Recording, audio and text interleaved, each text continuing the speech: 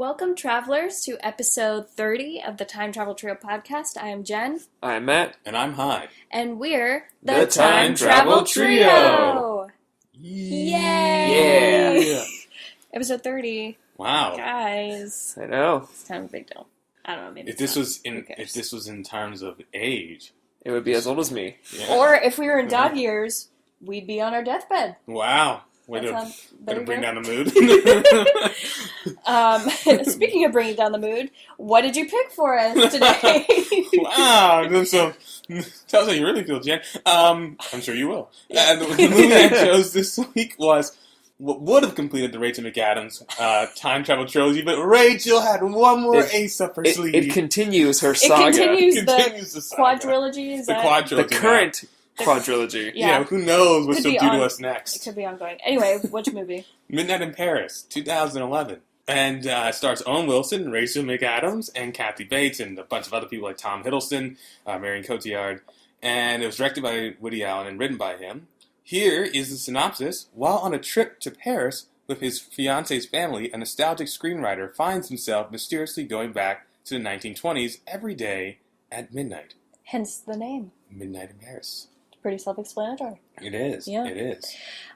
Okay, so you've seen this movie before. Yeah, I saw it when it came to theaters because I wanted to see it because I knew it was getting a lot of Oscar buzz. Uh-huh. And so I went to go see it and, saw it in theaters. What, was it Oscar bait, though? Did anyone get nominated for this movie? I'm pretty sure, I know it got nominated for a Golden Globes, and I'm pretty sure it got nominated for an Oscar. it won, It won. Best Original Screenplay. Okay. And it was nominated for Best Picture, Achievement in Directing, and Art Direction. Gotcha. Wow. It won Golden Globes. Owen Wilson got nominated for acting, for musical comedy, Yeah. which I think is actually pretty well It deserved. was fairly Oscar bait.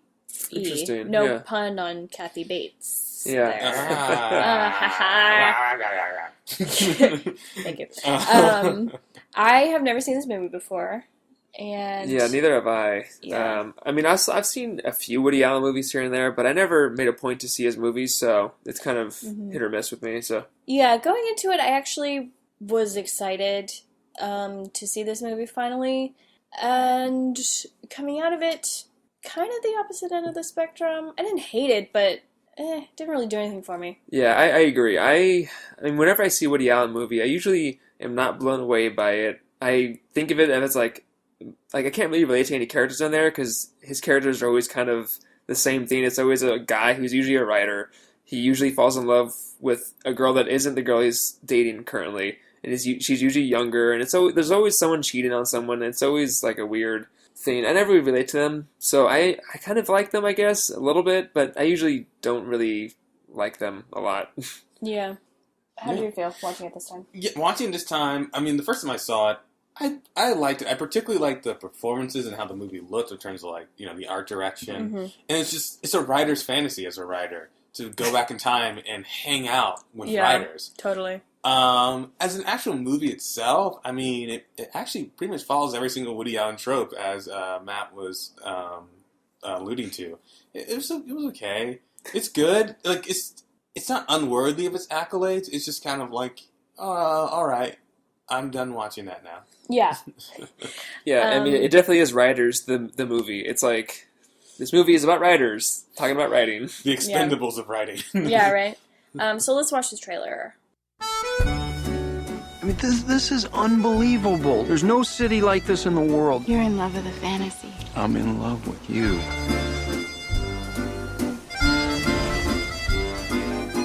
What are you doing here? Dad's here on business, and we just decided to reload along. Oh. That's great. We can spend some time together. I think we have a lot of commitments, but I'm sure What? If I'm not mistaken, Rodin's work was influenced by his wife, Camille. Rose was the wife. No, he was never married to Rose. I hope you're not going to be as antisocial tomorrow. I'm not quite as taken with him as you are. He's a pseudo-intellectual. Slightly more tannic than the 59. I prefer a smoky feeling. Carol and I are going to go dancing. Dancing? We heard of a great place. Interested? No. Sure. I don't want to be a killjoy, but I need to get a little fresh air.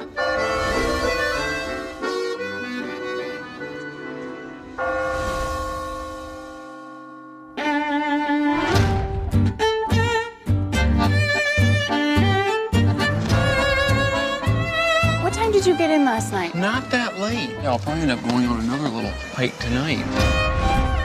Where'd Gil run off to? I've been walking around Paris. Where do you think Gil goes every night? He walks and gets ideas. Why are you so dressed up? I was just doing a little writing. You dress up and put on cologne to write? Because you know how I think better in the shower and I get the positive ions going in there? I had a private detective follow him. And what happened? I don't know. The detective agency says the detective is missing. I'm in a very perplexing situation. So, I want to just start by talking about Rachel McAdams. Oh boy. Our girl, Rach. Oh boy. Let's preface this by saying, Rachel McAdams, we love you. You're a great actress. But in this movie, your character was not likable. No, it's not even just that. It's like how she's written in this movie is atrocious. Like, clearly someone that Woody Allen did not like in real life. She progressively gets worse and worse every time she opens her mouth. It's awful. And it's like, it's so obvious that we don't want them to be together. We don't like her. She's a bitch. She cheats on him, whatever, blah, blah, blah, blah, blah.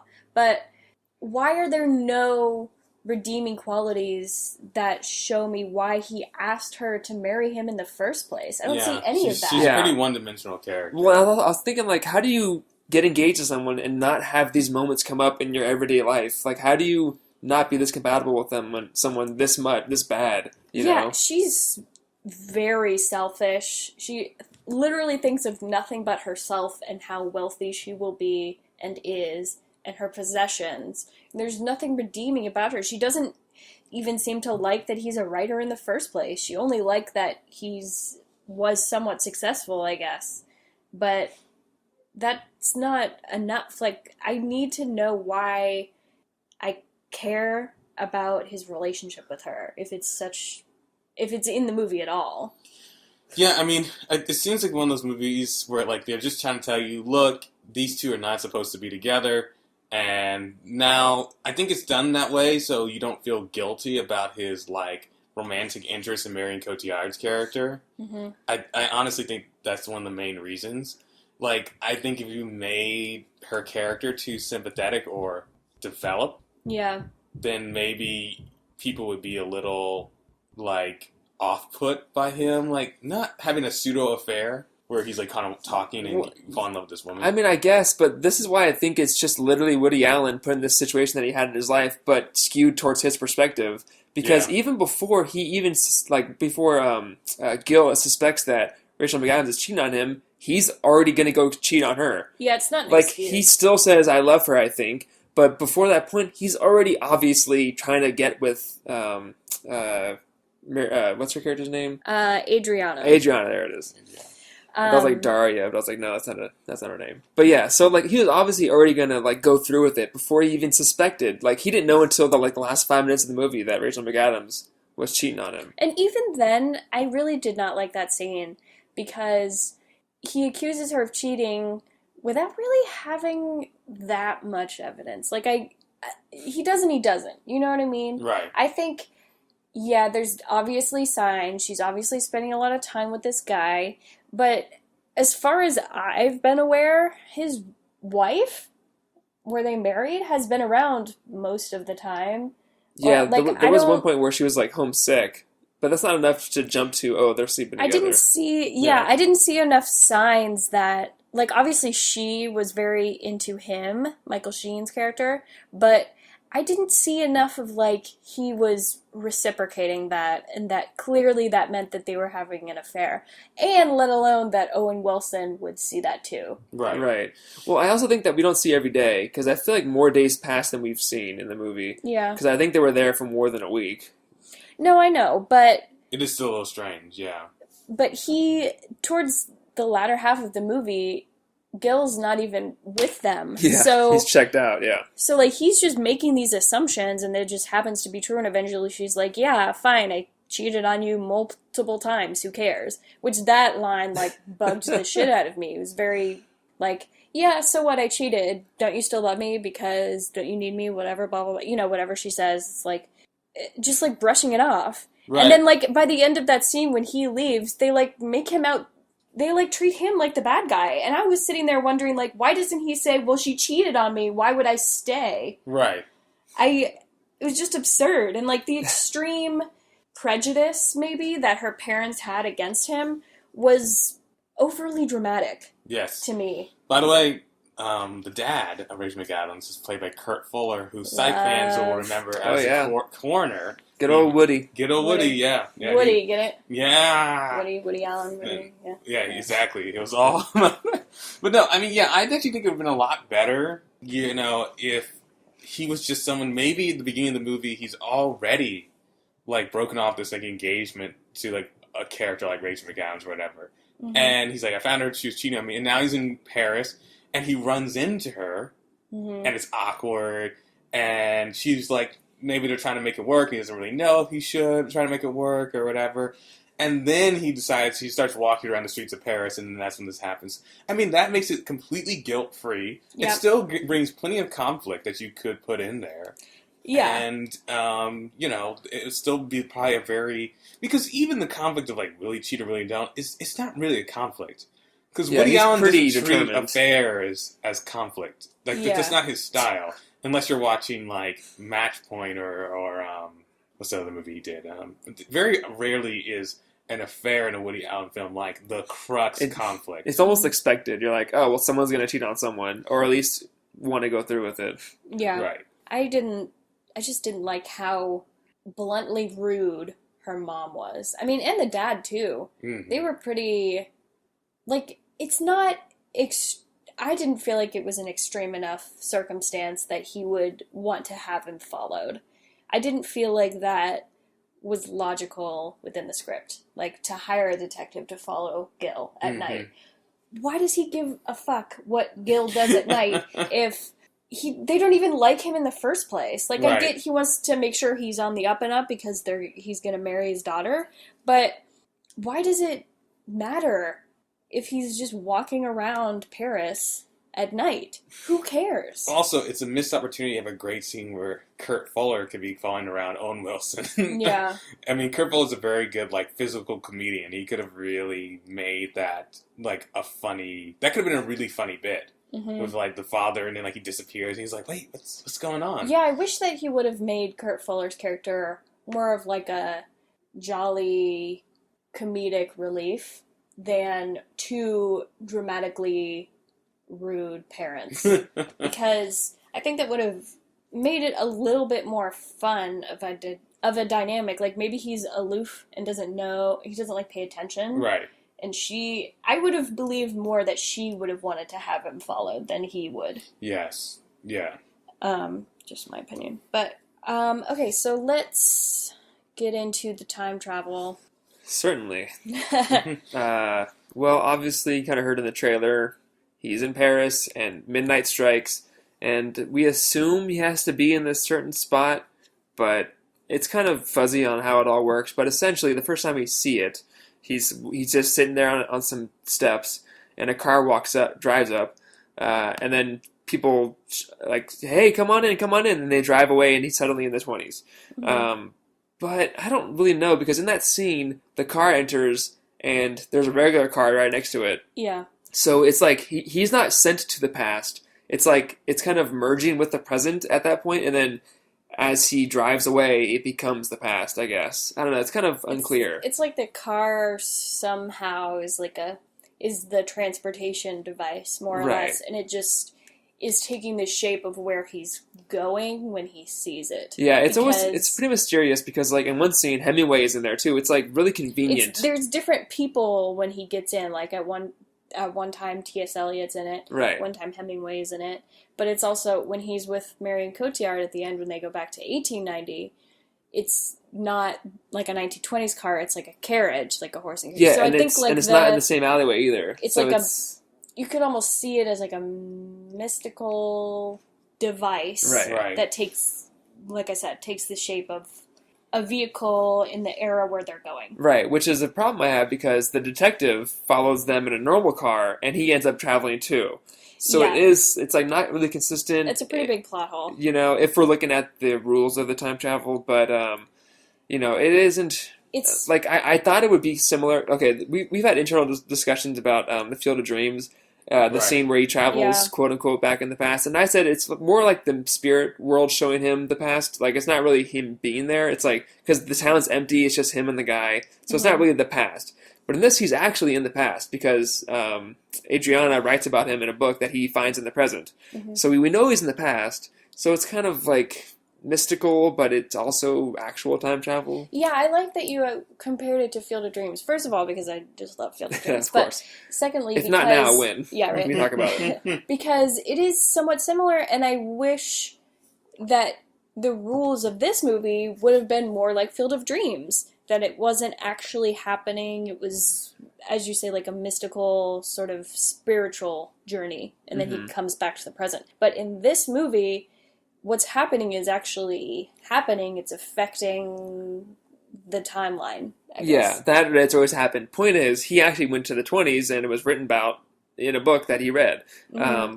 But which even makes it more unbelievable because he just happens to stumble across all of these like now Yeah. famous people that are like just alive in the 20s. They're all in Paris during And he this just- week that he's there. And he just happens to come across that book, her book, that has Yeah. his... Like, I met someone named Gil Pender. You know, it's like, oh, okay.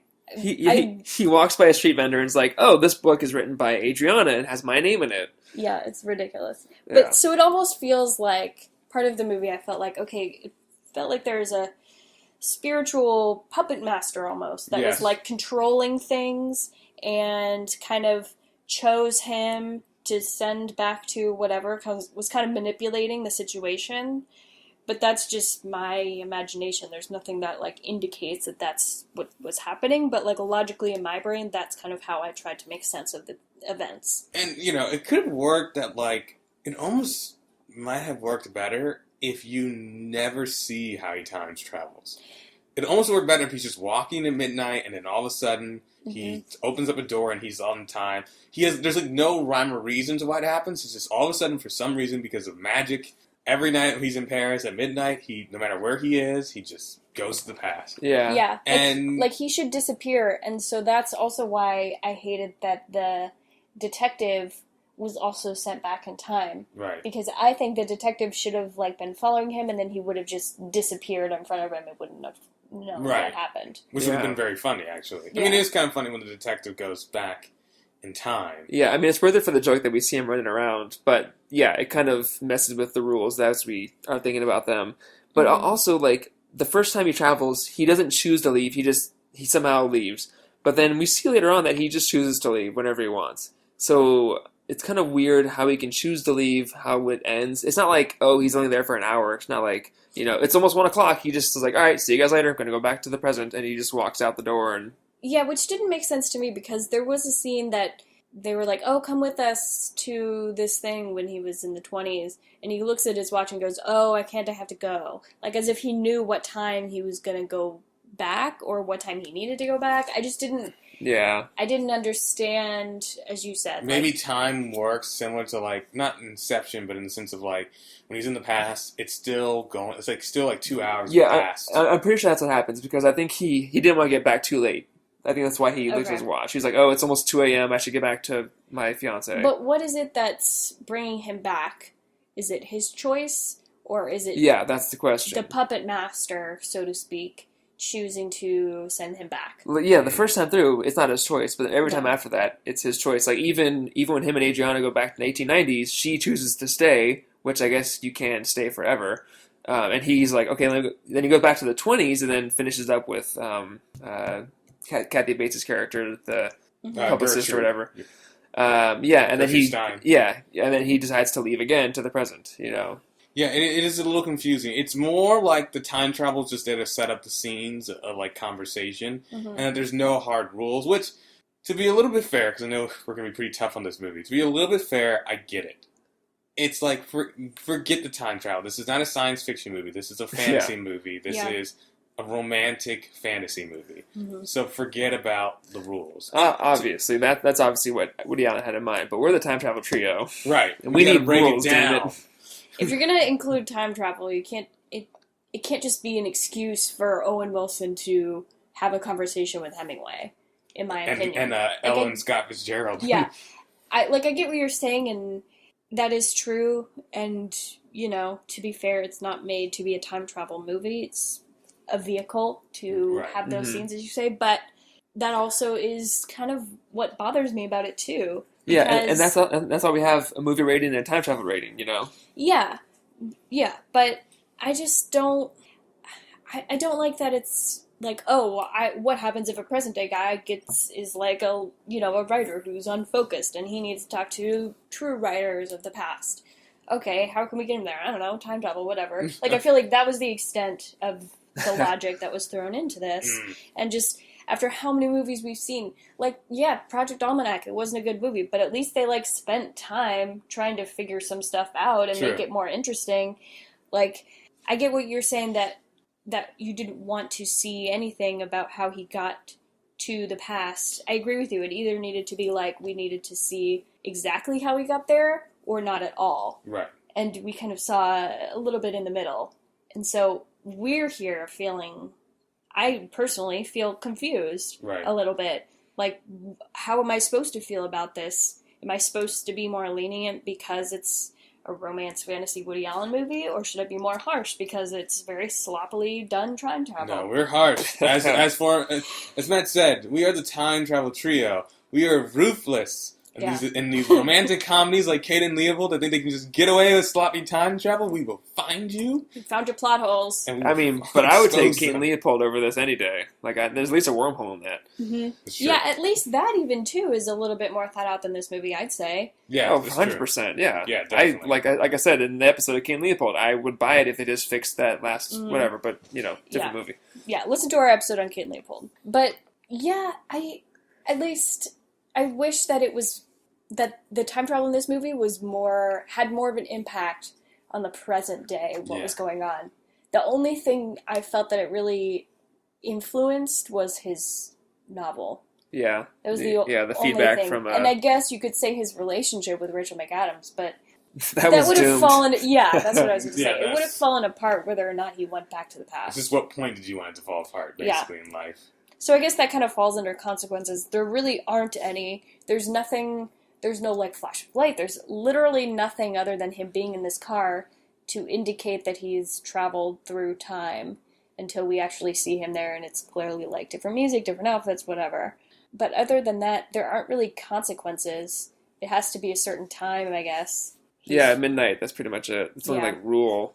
But there is, he tries to tell a few people that he's from the future. We have a clip here of him talking to Dali and his couple other artist friends that I'd never heard of, but yeah.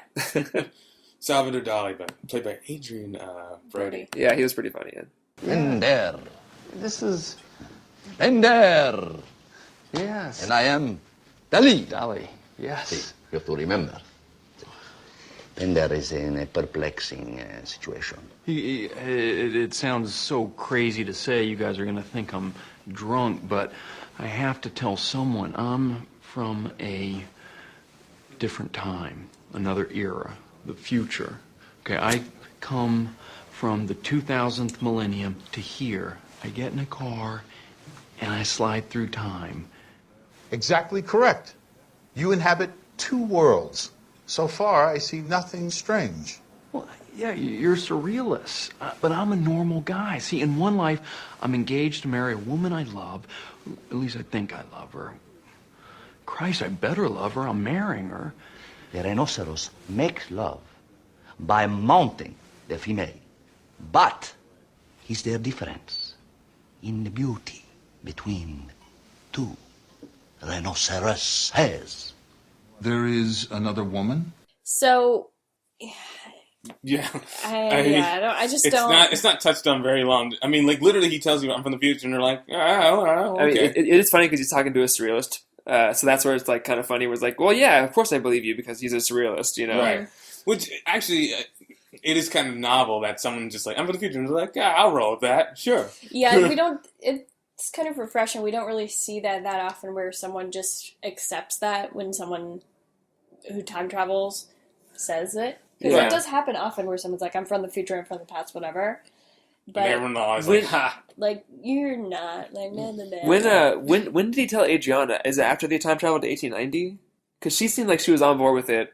I think I was trying to figure that out too. I think there's no she conversation. thought that it was all like a gimmick, that they were still in the 20s until they were sitting at that table with those guys and having the conversation. Okay. And then she was like, I need to talk to you, pulled him aside, and then kind of was like, what's going on? Right. Yeah, I was telling Jen, we watched this movie together, like, I didn't realize they went back in time again. I just thought they got into a carriage. Then I was like, oh, they're actually back in time again. All right. Yeah, the first time I saw that, I didn't realize what was happening until she got upset. Yeah, Well, and she was like, I'm going to stay here. I was like, wait, where is here now? That's interesting because I immediately realized it as soon as... Because it was like the same sort of situation. There was people who were yelling at them to come into a car that was clearly out of place. Right, but I wasn't... At that point, I wasn't really paying attention about how he went back in time. I mean, this time... so it wasn't this time I midnight. knew. They weren't in the same alleyway. Right. So, like, you was like, oh, Yeah, okay. that's true. It wasn't midnight, so... You kind of are thrown off by... I do remember that my confusion during that scene when I saw it in theaters. I was like, did I miss something? Like, I was like trying to like think about what was going on. Mm-hmm. I mean, yeah, I mean, it's actually a pretty interesting concept when he's talking to the writers and he's talking about... I wish that scene could have actually gotten more meat where he's talking to Dolly and all of them about...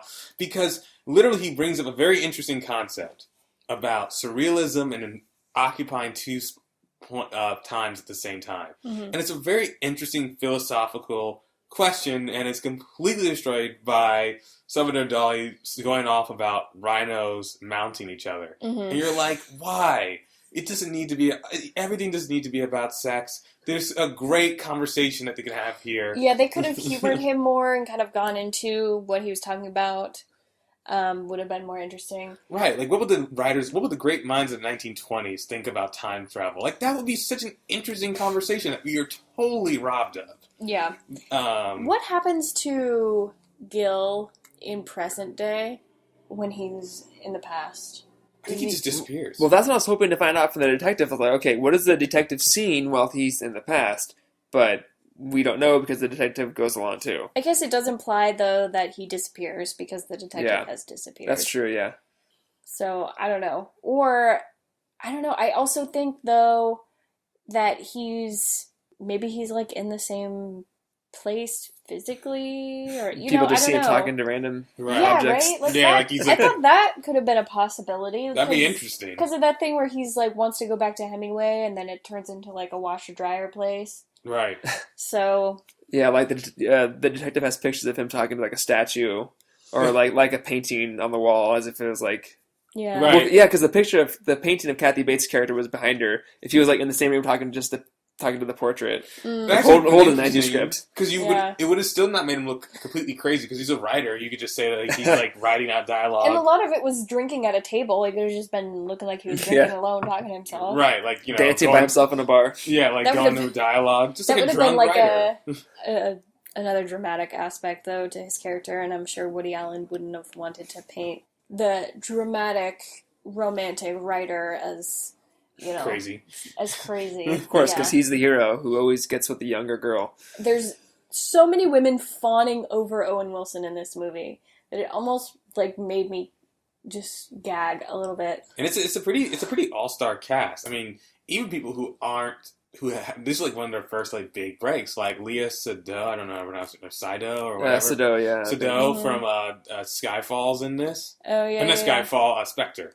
Mm-hmm. And there's a bunch of people. Yeah, IMDb. Carla Bruni, that's right, the former First Lady of France, is in here.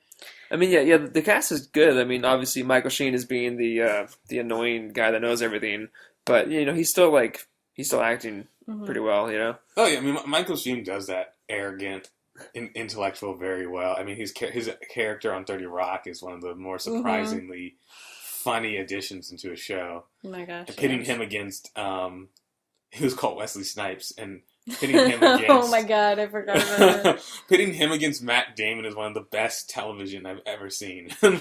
So funny. If you haven't watched 30 Rock, it's on Netflix right now. Watch 30 Rock. I know this guy right here. Yes, surprisingly, I have not seen 30 Rock, so it's on my list of shows to watch. Yeah. But yeah, no, I don't know. I mean, again, this is not a movie. When I walked out and it won Best Original Screenplay at the Oscars. I didn't feel like, how dare it win Best Original Screenplay? Because it's just kind of one of those things. It's one of those movies that's just like... I mean, it's not a bad movie. I know we're kind of railing on it pretty hard, but, I mean, that's what we're talking about, the time travel stuff, but it's not a bad movie. I mean, what are some things it's that very you guys Woody like? Allen-y, but... Yeah. What are some things you guys liked about it, other than, I know we mentioned, like, the art direction, which I agree, and, like, I think the sets and clothes were really well done. Yeah, I mean, the seeing the old people, not the old people, but the people from the 20s portrayed by, like, Adrian Brody and, like, Tom Hiddleston and Alison Pill, I thought that was fun to see them, like, kind of be in those characters. Mm-hmm. So those moments are kind of fun where he's like, oh, you're that person, and they talk, and he's like, yeah. Like, Hemingway was pretty funny. He's like, oh, let's box, let's fight, you know. I thought that, you know, it's kind of fun. Yeah, it was, I mean, there's a lot of cute moments. It's just, I think, again, the main problem is that this is all coming from, like, this man, like, having, like, fidelity issues. And it's like, it would have been so much better if it wasn't about that. Like, he was just a writer who was struggling, and he just falls in love with this person. And I mean, it didn't have to have that kind of ugly cloud over it. Yeah. You know, it could have just been a fun movie. I mean, Owen Wilson is very likable to me.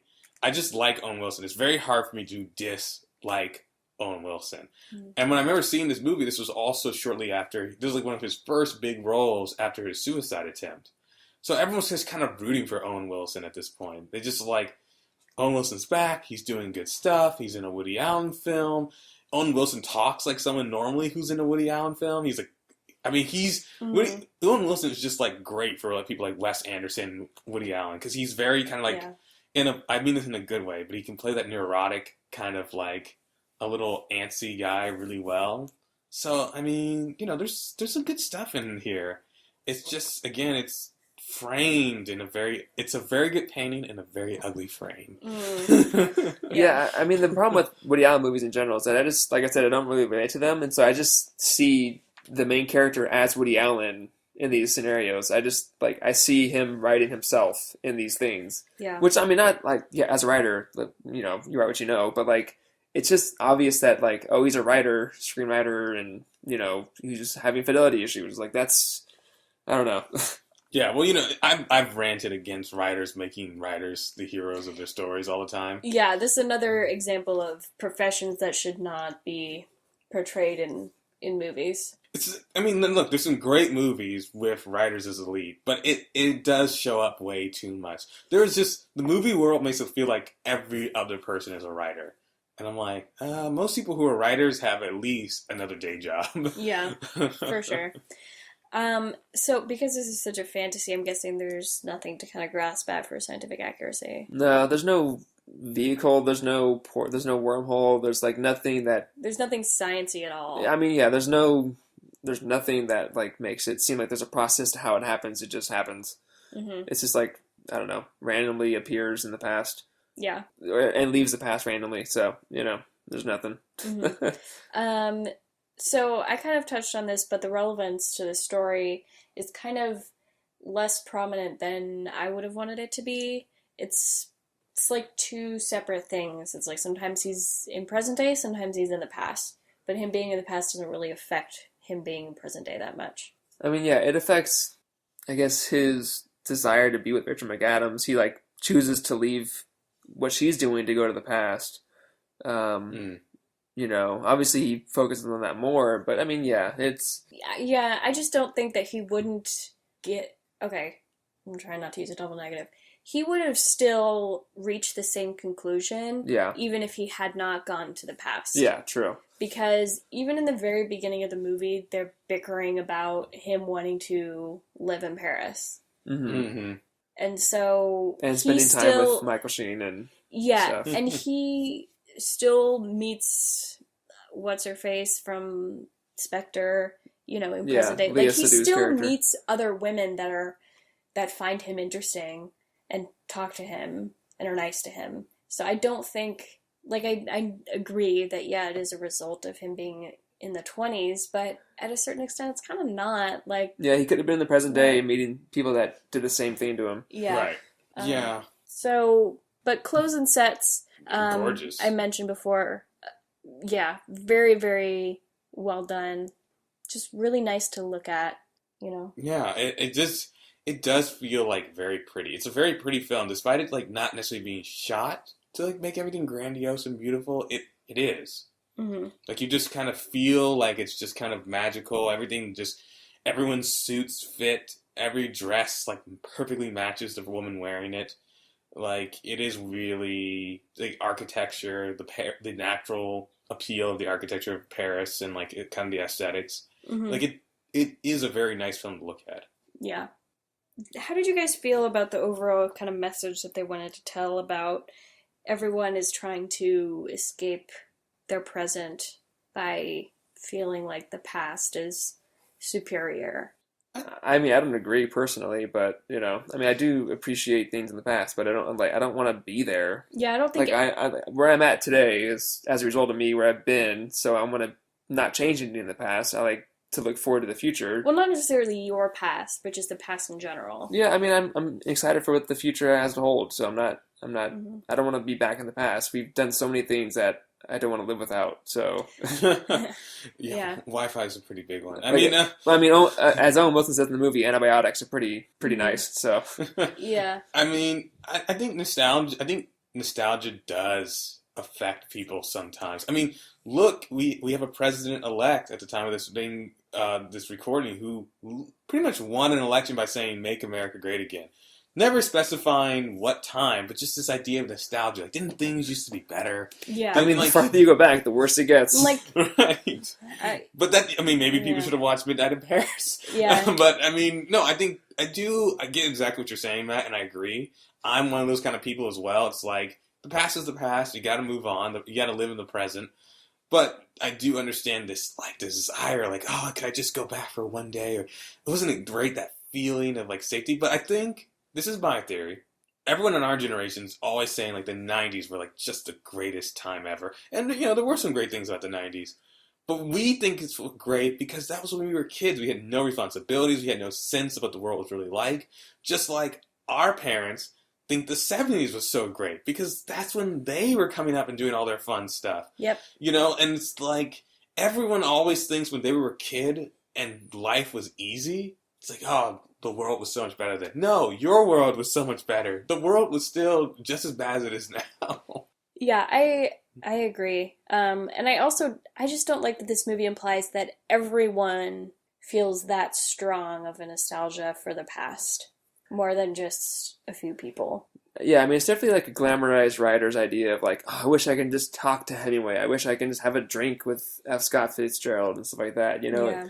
I mean, I don't really, I guess I don't know history that well, but I don't have like a time where I'm like, oh, I wish I can just live in that time. Like, I don't really have that many romanticized ideas of the past. Yeah, because, I don't know, you can kind of, if you don't actually know someone personally, and it's like someone from the past who's passed away, you can look at them romantically, not like in a romance way, but like, you know, right. Romanticizing who they are. You don't see the faults. There was no Twitter for them to say something stupid and get like... I mean, other than like that scene of her like saying she wanted to kill herself, I guess, but it was kind of, after it happened, they just didn't talk about it again. No, they were just like, yeah, that didn't... Yeah, her character was gone, and then she was like, I'm going to kill myself. Like, no, you're fine. And she's like, all right. Well, I mean, it's like the Fitzgerald, Ellen Scott Fitzgerald. Like, there's like a very underlying, like, especially once you know the true story about what happened to them, there's a very underlying darkness with seeing them in Paris together, like, you know, before everything gets really miserable for them. So I guess I don't know that much about them, so... yeah, I mean, not to go too much off the topic, but, like, yeah, Fitzgerald, like, ended up just... I'm not going to get into it. But it left Ella Fitzgerald basically a broken woman, and F. Scott Fitzgerald pretty much abused himself to death. Oh, all right. So, yeah. In this movie is Tom Hiddleston. He's gorgeous. With his American accent, which was really funny. Yeah. And a better time. Yeah. Would you guys want to experience this time travel? Interesting. I mean, sure, I guess. If I was in Paris... I'm going to say yes, because I'd try it out. There aren't any negative consequences that happen. You just talk to people, it can be chill. Yeah. Just have a drink with someone and literally go back. I mean, as a writer, I would be down for that, you know, as an artist. And also, like, he chooses to stay in Paris, obviously, and, you know, be with Lea Seydoux character, but like I can see them after you get past the infidelity and stuff, them going to the 20s whenever they want. If it does keep happening, he just like, oh here, let me take you to there, and like that'd be good. That'd be fun for them to do, I'd imagine. Yeah, I think so too. I mean, it would be fun. I mean, I don't know. It'd be interesting to see as a writer which writers would be cool to talk to me as like a black guy. Like which one to be like, no, I think you're cool. Like I'd imagine Salvador Dali would be pretty chill. He'd be like, yo man, what's up? But like, I don't think Fitzgerald would be super cool with me. Maybe, but I don't think he would be. I know, that is crazy to think that like a lot of people that we romanticize are probably racist. Yeah, or at least maybe for the time they weren't even considered racist. But like by today's exactly, standards, exactly. There's a really Hemingway definitely did. I don't think he was very friendly towards other people. There's a really cool episode of Doctor Who where they go back and visit Van Gogh and kind of help him to see how, because he was a very broken person, just emotionally, and they kind of help him to see how much of an impact he'll have in the world long after he's gone. And it reminded me of this, obviously, in that sense. But yeah. I think I would experience it. Yeah, that would be fun. Yeah, I agree. Which we actually don't, like, thinking about this, we don't really want to experience a lot of this time travel most of the time. Usually the consequences are so destructive that it's not worth it. Yeah, it's not worth it. But there's no real consequence. I mean, yeah, because in the most cases, things can go horribly wrong. You know, but sometimes it's like if it's contained or if it's like not gonna kill you, I think that's when you're usually like, all right, sure. Anything else you guys had about the movie? I did like the part where they're talking to Picasso about the painting, and then it cuts to the present day, and they're walking through the gallery, and he sees the painting, and like he just totally schools Michael Sheen's character. He's like, well, not schools him. Like they think that he's crazy, but like he knows the truth, and he's like, oh, actually, I think it's more about this. Yeah, it's pretty funny to that was a fun scene. No, there's nothing else related. Yeah, kind of a shorter episode, but that's okay. It's not a ton for us to kind of dissect for this. But as we mentioned at the top of the episode, this is the third in the now quadrilogy of Rachel McAdams movies where she's in a relationship with someone who time travels, but she herself does not, in fact, time travel. And this time she could have, but she decided to walk away. Right. But could she have? Would it have still come? Yeah, the PI followed him. Yeah, the detective. So I'm like, man, I know we were like, gosh, we were rooting for her in Doctor Strange to like actually get to time travel, and nope, she doesn't get to do it. No. So I really I'm like, it's it's like 4 movies, like a couple movies I'd be like, okay, that's just kind of a coincidence, but 4 different movies, 4 different different directors, different studios, different everything. Like it's not like she's in 3 different Back to the Futures. She's like, these are unrelated movies, very different movies, that are all involving time travel. Weird. She must be like a time travel nut. Like she must really like time travel. She might be listening to this podcast right now on her way to work, sipping on a latte or coffee. I imagine Rachel McAdams likes her coffee black, maybe a little cream. Mm. She seems like a hard woman in a good way, in a very feminine way. Well, Rachel, we know you're listening, so we love your acting. We would you're love great. to just chat with you about this. Tweet us. That's pretty easy to do. We'll make it work. Yeah. For anyone who knows Rachel McAdams and knows why she keeps taking movies, but like obviously I want to talk to Neil deGrasse Tyson, but like Rachel McAdams is like our big get for this podcast. Yeah, she's number 1. Yeah. Okay, so let's do final reviews. Matt, you want to start? Yeah, for the movie, I kind of did come down on it pretty hard, but I didn't hate the movie. I just don't really connect to his movies, Woody Allen's movies, very much. But they do have fun moments in them. The performances are always good. I feel like he always directs the movies well, and he's a good writer, obviously. But I just never love his movies. Mm-hmm. So I go to 5. Yeah, I actually was on the same page. I want to give it a 5 as well. Yeah. So maybe, I like it more than I dislike it in terms of like how it makes me feel, minus the infidelity stuff, which is kind of par for the course.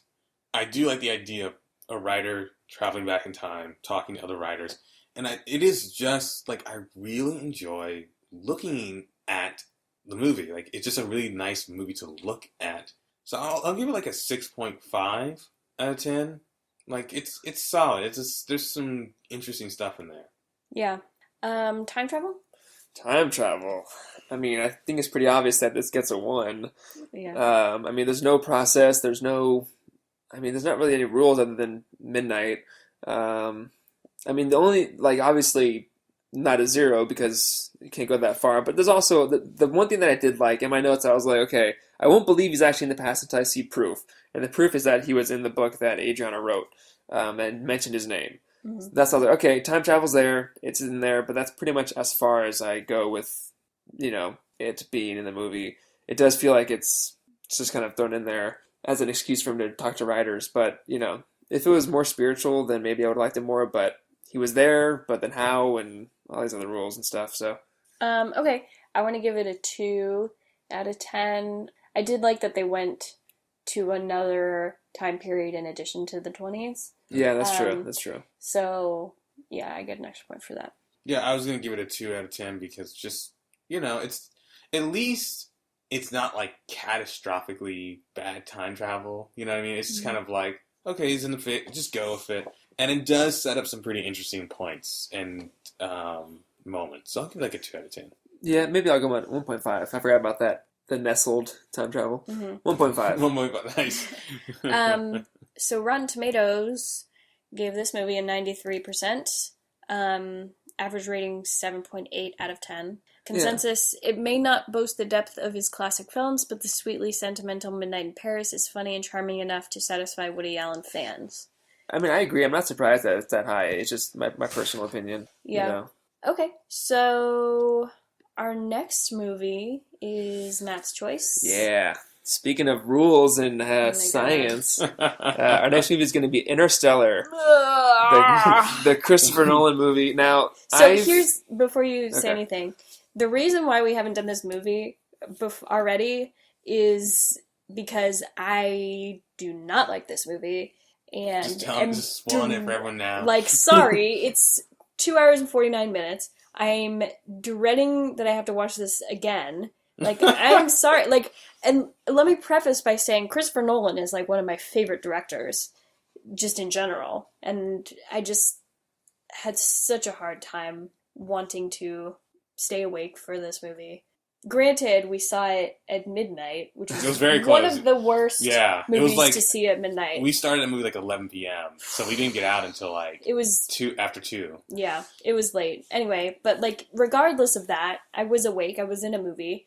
I just didn't enjoy it. So now that said, surprisingly, I have not actually seen this movie, but I have been spoiled for the science of it because I follow Neil deGrasse Tyson. He's had videos where he's explained what they did right and stuff like that. And I know that Christopher Nolan worked closely with Kip Thorne, who is he's a scientist. And so I've learned more about the science of it and less about the plot. So I don't quite know everything. I know some spoilers, but, I'm still kind of going into it pretty fresh. Yeah. I think it's very much a contrast to Midnight in Paris, which has 0% science, and this movie is like 150% science, I feel like. This actually, at least in my opinion, with the list that we've compiled so far of films, is probably going to be the most scientifically accurate time travel movie. Yeah. Which is why I'm excited, because I never really got into like relativity, and this movie I feel like I'm pretty sure explicitly does. Yes. So it's a reason for me to like talk about it, which I'm excited for. Yeah. I'm excited to see this movie again. I mean, I don't love it, but I'll hold off on this. I have a very controversial opinion about this movie compared to another movie that I get a lot of flack for from my filmmaking friends about. So it'll be interesting to see what people think about it. But I'll save that for the episode. I know. And maybe I'll be pleasantly surprised watching it during the daytime and enjoy it more. Yeah. We shall see. Chances are probably not. But tune in to find out. Yeah. Tune in if Jen actually likes a movie we watch. Wouldn't that be nice? Yeah, I've seen none of them, and you like none of them, so it's a pretty... I know, I'm trying to think, like, what was... I want to look through our list. I'm trying to think of what was the last movie we saw that by the end of our episode, still liked. Because Cain Leopold I went in liking and then left not liking. I guess Ark wasn't bad. I think we all kind of liked Source Code to a certain degree. Yeah. Well, Days of Future Past.